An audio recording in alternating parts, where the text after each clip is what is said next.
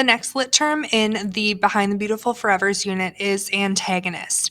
I'm hoping this lit term is review for most of you, but just in case it's not, the definition is the character pitted against the protagonist, and an evil or cruel antagonist is a villain. The reason I'm bringing this lit term up in this unit is because there is a ton of antagonism in Behind the Beautiful Forevers, and specifically in Anawati. And you can talk about antagonism in a number of different ways in this book. So I'll get to that in a second, but the example I chose is from page 28. It reads, "She was a chit in a national game of make-believe, in which many of India's older problems, poverty, disease, illiteracy, child labor, were being aggressively addressed. Meanwhile, the other old problems, corruption and exploitation of the weak by the less weak, continued with minimal interference." So the pro tip urges you to think about what really is the central antagonist in this book, what or whom, I guess. So a lot of students tend to point to Asha initially because she certainly takes some shady routes to get what she wants, and she certainly exhibits corruption in her role.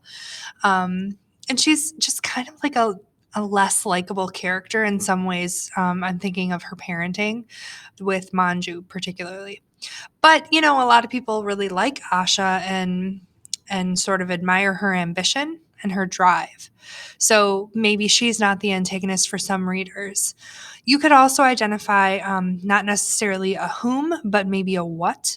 So like corruption itself, maybe that's the central antagonist in this book, and maybe that's what's responsible for most of these characters' experiences and their negative experiences.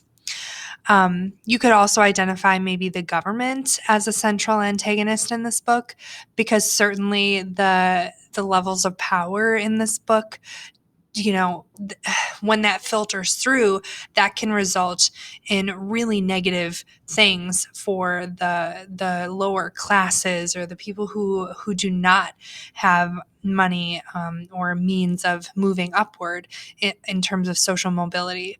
So again, you can identify a number of different people or ideas as the antagonist in this book, and I urge you to consider that as you read, because it's totally possible that your ideas will change as you move from the beginning of the book to the end.